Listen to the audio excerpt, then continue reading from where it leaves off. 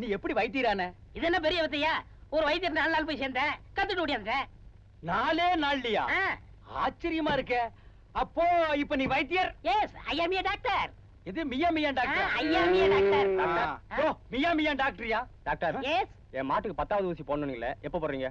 டேய், என்கிட்ட 1000 ரூபாய் பணம் வாங்குறீல்ல, எப்ப தர போற? அண்ணா, என் மாடு நாளைக்கு கண்ணு போடும்னு டாக்டர் சொல்லிருக்காரு. அந்த பெரிய மாட்டை வித்து உங்க கடன் அடைச்சிடுறேன். டேய், எனக்கு தெரியாம உங்ககிட்ட எதுல மாடு? வெளியே கட்டிருக்கண்ணே, வாங்க பாக்கலாம். வா. டேய், வாடா. இதானே என் மாடு. எது? இதான்.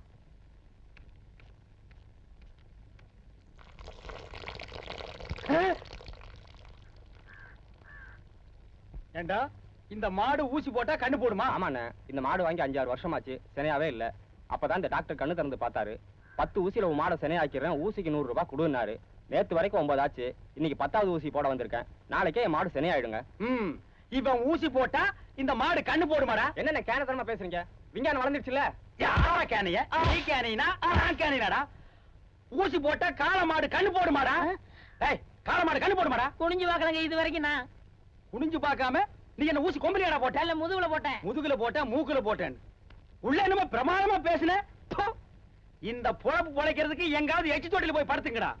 எடா அந்த 900. யோ, நீங்களும் அப்படித்தாயா? நியாயமா வாங்கின கடனை கொடுக்க மாட்டீங்க.